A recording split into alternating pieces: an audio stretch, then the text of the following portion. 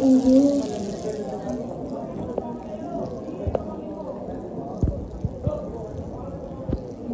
Thank you po, Dabber Cat, sa pag-join po sa amin today. Merry Christmas po.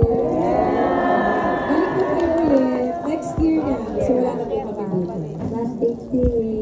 Last day po namin. Christmas party, sama po kayo.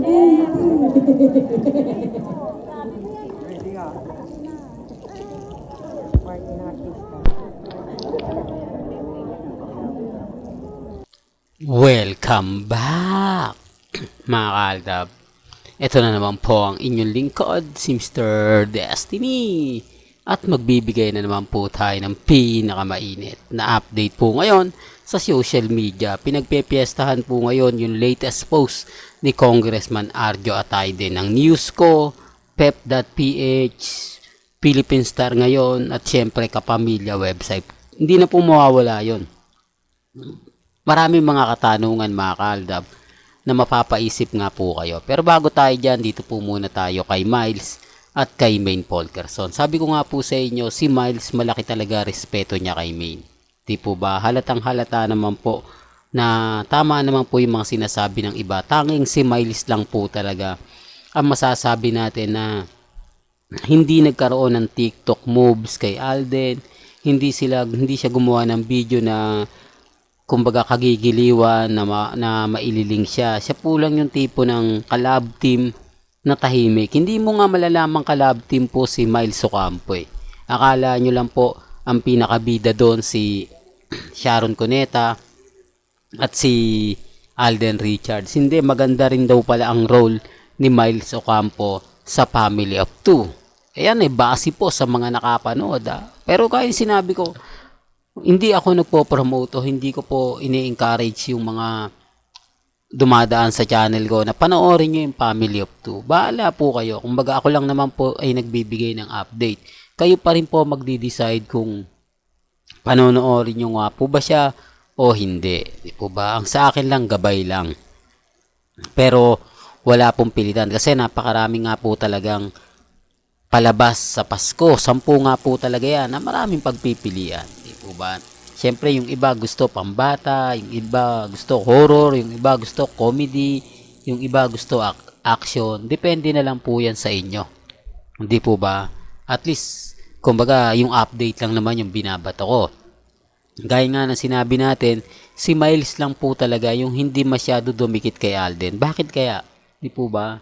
Yan ang sinasabi ko. Dahil nga po, malapit siya kay Mengay. Dahil nga po may pinagdaanan sila ni Mengay doon sa APT Studio at sa TV5. Di po ba? Yung tipong alam niya yung kwento. Yung tipong hindi niya na kailangan pang kumbaga ipalangandakan yung sarili niya dahil alam niya na may karelasyon na si Alden Richards. Di po ba? Yung tipong pakikiligin. Di po ba? Alam niyo sa totoo lang po, gaya nga po ng mga collab team ni Alden sa magpakailanman nung August. Kita nyo, ang daming na link na babae sa kanya. Talagang pinagpiestahan. Talagang dyan nagkaroon ng mga banding-banding. Si Miles lang po talaga yung kakaiba.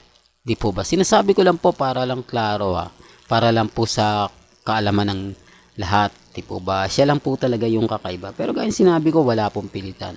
Kayo pa rin po magde-decide kung ano po yung magiging desisyon po ninyo. Pero ang kagandahan lang po niyan, ang laki talaga ng respeto ni Miles Ocampo kay Maine Polkerson. Well, pag-usapan na natin yung kay Congressman Arjo. Marami tuloy nagsabi na baka ito na nga po ba yung katapusan. Baka ito na nga po ba yung kumbaga hinihintay na kumbaga simula. Di po ba na isa sa kanila yung nag-cheat, di po ba na ganito ganyan. Tapos marami nagkomento para daw yun kay Catherine sa ginawa ni Daniel. Di po ba na kapag ka nanlinlang ka o gumawa ka ng kalokohan, eh wala nang dapat pag-usapan. Napakaganda, di po ba? Parang ito lang po ata yung hinihintay natin na kumbaga tamang panahon. Mag-aantay na nga po ba tayo ng anunsyo nila Congressman Arjo at ni Maine Polkerson? Di po ba? Marami kasi nagtataka, marami pong nagtatanong, ano nga po ba nakain ni Congressman? At sinabi niya yan. Di po ba? Wala naman po atang punto na tinanong siya. O wala naman pong interview na nangyari, bigla na lang lumabas itong mga ganitong pahayag. Di po ba? Nakakagulat dahil ang hiling nga po ng mga Armin mag-post si Congressman Arjo pabor sa Aldab. Pabor sa Armin. Di po ba? Pero mas inuna niya pa yung itong walang kahalagang bagay. Kumbaga kasi tapos na yung issue na to eh. Di po ba? Anong ibig niyang ipahiwatig? Makikisaw-saw siya. Di po ba? Magtataka naman. Ano na naman kaya yung pakulunin to? Samantalang kung issue lang naman ang gusto niya, si Mengay na lang yung gagamitin niya. Di po ba? Napakaraming followers ni Mengay. 6 million. Sa Instagram, sa Twitter, sa Facebook. Pero bakit parang hindi niya magawa? Di po ba? Kasi kung magpo-post ka lang dito, hindi naman gaanong pagpepiestahan yan. Di po ba? Pero kung doon ka mismo mag-a-update sa social media account ni Mengay at gagamitin mo yon, ba malakas ang hatak noon? Di po ba? Pero ewan ko mga kaaldab, sabi ko nga po sa inyo, parang may mali.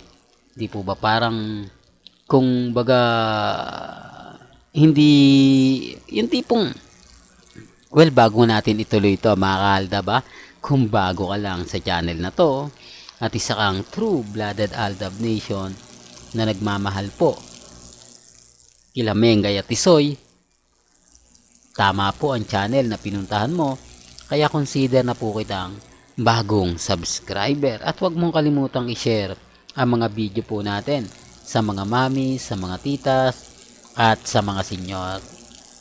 Well, sabi ko nga po sa inyo, mas maraming issue ang dapat pag-usapan. Mas maraming issue ang dapat na kumaga pumupokus si Congressman Arjo. Wala eh. Imbis na yung mang-inasal republic niya ang pinopromote niya at ang bagman sa ABS-CBN, mas inuuna pa niya yung issue. Di po ba? Di po ba? Parang okay lang si Alden Richards magkaroon ng ganun. Magsalita siya. Dahil, kumbaga, inililing kasi si Alden sa hindi maganda. Di po ba? Parang ginagamit nga si Alden, sinasabi nga po na bakit kailangan pa ni Alden ng ganito, gayong sikat na po siya. Baka nagseselos po si Congressman Arjo. Di po ba? Na mas naging popular yung pangalan ni Alden Richards. Mas pinag-usapan yung pangalan kesa nga po sa pangalan niya. Di po ba? Pero gaya ng sinabi ko, kung yun lang po ba habol niya, dikit na lang siya kay Mengay. Di po ba? May mga bagay-bagay nga po mga kaaldab na kumbaga ganito, ganyan, etc. etc. Kaya lang syempre mga kaaldab, maraming bitter eh. Di po ba? Marami talagang nagre-react. Pero ako lang po mga kaaldab. At sa mga nagkomento po sa akin, pabor na pabor sa sinabi kong inukaan ang buhok ni Alden Richards.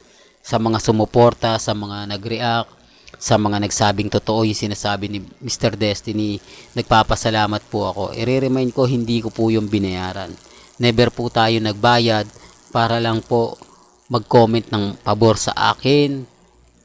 Kumbaga lahat okay sa akin. Hindi po, never po tayong gumawa ng mga ganong bagay. Lalo na po yung gumawa ng dummy account.